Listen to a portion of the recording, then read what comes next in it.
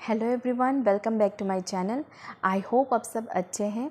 इस वीडियो में हम बात करेंगे कि आप नॉटी स्लेट लाइफ साइंसेस की तैयारी कैसे कर सकते हैं। अगर आप सेल्फ स्टडी कर रहे हैं तो कौन सी स्टडी टिप्स आप फॉलो करेंगे, आप कैसे अपना जर्नी स्टार्ट करेंगे। सो चलिए स्टार्ट करते हैं। सो फर्स्ट थिंग इज़, आप एक अच्छा टाइम टेबल बनाइए, क्योंकि बहुत ज़रूरी होता है कि हम रेगुलरली हमारा जो प्रिपरेशन है वो करते रहें। सो फर्स्ट थिंग इज़, आप अच्छा एक टाइम टेबल बनाओ। अगर आप सुबह पढ़ना पसंद करते हो तो आप अपना टाइम टेबल में सुबह का जो टाइम शेड्यूल है वो अच्छे से रेडी करो कि हाँ, मुझे इस टाइम से लेकर इस टाइम तक या फिर एटलीस्ट 2 घंटे तक आपको ये डिसाइड करनी है कि हाँ, मुझे सुबह इतना टाइम अपने एग्ज़ाम के लिए देना है। अगर आप रात को पढ़ाई कर रहे हो तो आप रात के लिए निकालो अपना टाइम। और नेक्स्ट इज़, आप अपना सिलेबस डाउनलोड करो। कि ऐसा नहीं है कि आप मोबाइल से या कोई भी गैजेट से अपना बस सिलेबस एक बार देख रहे हो फिर उसे मत करो। आप पहले अपना जो सिलेबस है उसको प्रिंट आउट करो, देन अच्छे से आप उसको एनालिसिस करो कि क्या क्या चीज़ें आपको मालूम है। क्योंकि हमने जब बीएससी या एमएससी किया है, ऐसा तो नहीं है कि कोई भी टॉपिक जो हम नेट में या फिर स्लेट में हमें मिल रहा है कि ऐसा तो नहीं है कि वो बहुत ही ज़्यादा आउटसाइड ऑफ द सिलेबस से आ रहे हैं। ऐसा तो नहीं है, क्योंकि हमने वो चीज़ें पहले से पढ़ी होती है। तो आप देखो कि आप एनालिसिस करो कि क्या क्या चीज़ें आपको मालूम है, किस हद तक मालूम है। और आप साथ में आप अपना जो 10 to 15 ईयर्स स्लेट के जो PYQs होते हैं, at least 5 to 10 years, not 10 to 15 years, 5 to 10 years का जो आप PYQs है, जो प्रीवियस ईयर्स क्वेश्चन पेपर है, वो अच्छे से देखो कि आप वो क्वेश्चन सॉल्व कर पाते हो या नहीं। जो आपका जो एग्जिस्टिंग नॉलेज है, जो आपको मालूम है, उससे वो क्वेश्चन सॉल्व हो रहे हैं या नहीं।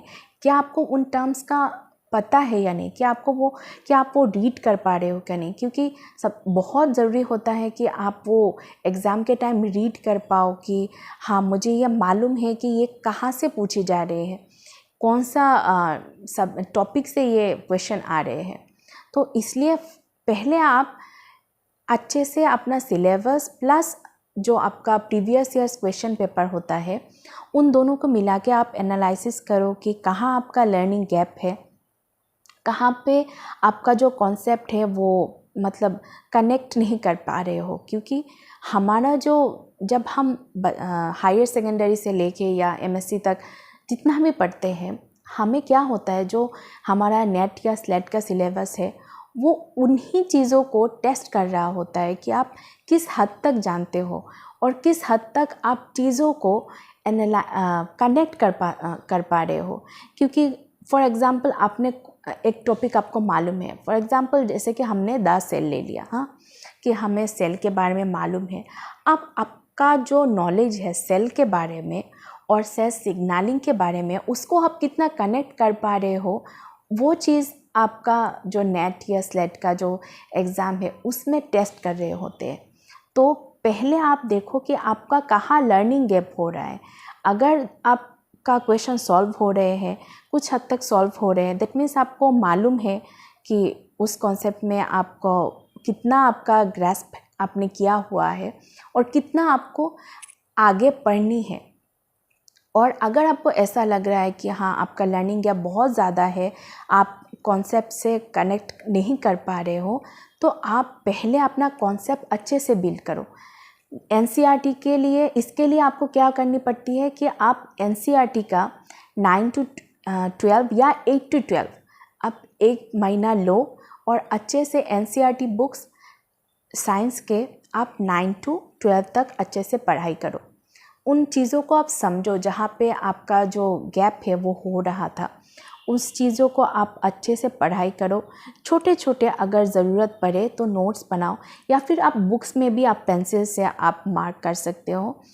और उसके बाद आप अपना सिलेबस में आओ और अपना जो स्टडी है वो स्टार्ट करो स्लेट के लिए।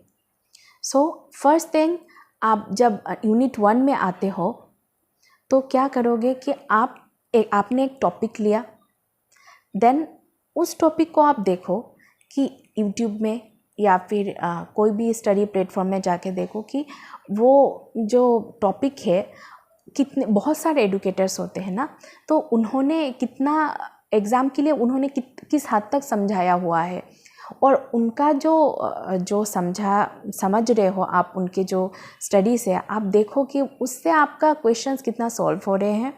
देन आप अपना एक नोट बनाओ कि जब आप नोट बना रहे हो ये आप ध्यान रखो कि फर्स्ट आप अपना स्टडी करो। कोई भी स्टैंडर्ड बुक से आप स्टडी कर सकते हो। फॉर एग्जांपल आपने अगर बायोकेमिस्ट्री ले लिया तो आप लेनिंजर, वॉयट एंड वॉयट या स्ट्रायर से आप पढ़ाई कर सकते हो। ऐसा नहीं है कि आप पूरा लेनिंजर ही पढ़ लो, ऐसा नहीं करना आपको देखना है कि आपका क्वेश्चन कहाँ कहाँ से आ रहे हैं। कि फॉर एग्जांपल मेटाबॉलिज्म से क्वेश्चंस आते हैं, बॉन्डिंग से क्वेश्चंस आते हैं, इनको आप देखो, इन्हीं टॉपिक को आप अच्छे से पढ़ाई करो। देन आप देखो कि यूट्यूब में कौन से वीडियोज़ अवेलेबल है इन टॉपिक से, और उसके बाद आप जाओ, आप अपने जो PYQs है वो सॉल्व करने लगो कि आपका PYQs कितना सॉल्व हो रहे हैं। देन आप जितना हो सके आप MCQ सॉल्व करो। आप पाथफाइंडर की भी बुक्स फॉलो कर सकते हो, जैसे कि पाथफाइंडर में एक है MCQs, ये बुक आप देख सकते हो। ये जो पाथफाइंडर का जो एक कॉम्बो मिलता है उसमें आपको ये मिल जाएगा। और भी एक है पाथफाइंडर में, इनमें से आप सॉल्व कर सकते हो, या फिर कोई भी जो प्रीवियस ईयर्स क्वेश्चन पेपर है CSIR नेट और स्लेट दोनों मिला के PYQs नेट स्लेट दोनों का आप जितना हो सके सॉल्व करो, क्योंकि जितना आप सॉल्व करोगे क्वेश्चंस उतना आपका जो दिमाग में वो चीज़ें अच्छे से बैठेगा कि और एग्ज़ाम के टाइम आप फटाक से वो क्लिक कर पाओगे, है ना। उसके बाद आप क्या करोगे कि उन चीज़ों को अच्छे से नोट डाउन करो। जो भी आपने सीखा हो, यूट्यूब वीडियो से हो या फिर आपका जो आपने खुद जो स्टडी करके जो भी आपने सीखा हो उसका एक छोटा सा नोट बनाओ। ऐसा मत करो कि आप बहुत लंबा नोट्स बना रहे हो, क्योंकि आपको याद रखना है कि एग्ज़ाम से पहले आपको वो चीज़ रिवाइज़ करनी है। तो अब ऐसा तो नहीं है कि पूरा 13 यूनिट्स का जो डिटेल नोट्स है आप अच्छे से पढ़ लोगे, ऐसा तो नहीं है ना। तो आपको क्या करना है कि आप फ्लो चार्ट बनाओ या फिर आप डायग्राम बनाओ और उन चीज़ों को पॉइंट आउट करो, सिग्नलिंग में हो या फिर बायोकेमिस्ट्री में हो या जो भी हो, उन चीज़ों को आप पॉइंट आउट करो जहाँ से क्वेश्चंस आते हैं, और उसको एक एक पॉइंट करके आप अपना जो डायरी है या फिर अपना नोटबुक है उसमें आप लिखो। ताकि क्या होगा कि एग्ज़ाम से पहले जब आपके पास 1 मंथ या 1 वीक भी होगा, फिर भी आप एटलीस्ट वो खोल के देख सकते हो कि हाँ ये इम्पोर्टेंट पॉइंट है, यहाँ से क्वेश्चन आ रहे हैं, मुझे ये टॉपिक एक बार रिवाइज़ करनी है। आप ये कर सकते हो, और जितना आप रिवाइज़ करोगे उतना ही ज़्यादा आपको याद रहेगा। नेक्स्ट इज़, कभी कभार क्या होता है, जो टेक्सोनॉमी का जो पार्ट होता है वो हमें थोड़ा याद रखना डिफ़िकल्ट लगता है।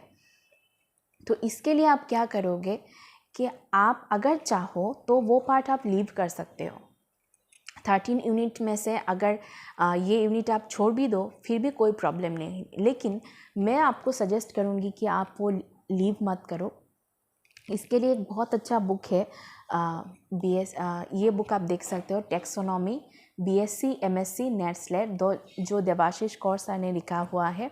इसमें आपको छोटे छोटे पॉइंट्स करके मिल जाएंगे, जैसे कि application of the zoological code या फिर टेक्सोनॉमी कीज़ फॉर आप, आई होप आप देख पा रहे हो, ऐसे आपको मिल जाएंगे। क्योंकि क्या होता है, कभी कभार हम जब टॉपिक या कोई भी एक पूरा एक यूनिट छोड़ देते हैं ना, तो क्या होता है कि ऐसा भी होता है कि उन यूनिट से बहुत इजी कुछ आता है और हमें बाद में पछतावा होता है कि काश कि हमने एक बार ही सही वो चीज़ें देख ली होती। तो आप ये करो कि आप कोई भी यूनिट लीव मत करो, आप सारे ही यूनिट्स पढ़ो। हाँ, थोड़ा बहुत तो ऊंच नीच हो ही जाती है कि ये चीज़ें हमें अच्छे से मालूम है, ये चीज़ हमें याद ज़्यादा रहती है, लेकिन एटलीस्ट आप एक बार ही सही उस चीज़ को नोट डाउन करो, अच्छे से पढ़ो, ताकि एग्ज़ाम के टाइम आप अगर थोड़ा भी आपने पढ़ा होगा तो एग्ज़ाम के टाइम अपने आप एटलीस्ट वो चीज़ें टिक कर पाओगे, है ना। उसके बाद आप क्या करो कि आप जितना हो सके रिवाइज़ करो, अच्छे से रिवीजन करो। जितना आप स्टार्टिंग में से आपने नोट्स बनाना आपका जब हो जाता है, उसके बाद आप जितना दे सकते हो रिवीजन में, आप उतना रिवीजन में दो। और एग्ज़ाम से पहले आप एटलीस्ट 1 मंथ अपने हाथ में रखो कि हाँ, मुझे ये 1 मंथ पूरा रिवीजन देनी है। और उसके बाद आप अच्छे से, आई होप आपका प्रिपरेशन मतलब कंप्लीट हो जाएगा। सो बस आज की वीडियो में इतना ही। आई होप आपको ये वीडियो अच्छा लगा होगा। मेरे नेक्स्ट वीडियो में आपको मैं बुक्स के बारे में थोड़ा जानकारी दूंगी कि हाँ, ये बुक्स, कुछ बुक्स के बारे में हम बात करेंगे। आई होप आपको ये वीडियो अच्छा लगा होगा, आपको इन्फॉर्मेटिव लगा होगा। इन अच्छे लगने से आप लाइक, शेयर और सब्सक्राइब कर दीजिएगा please. Thank you so much. Bye.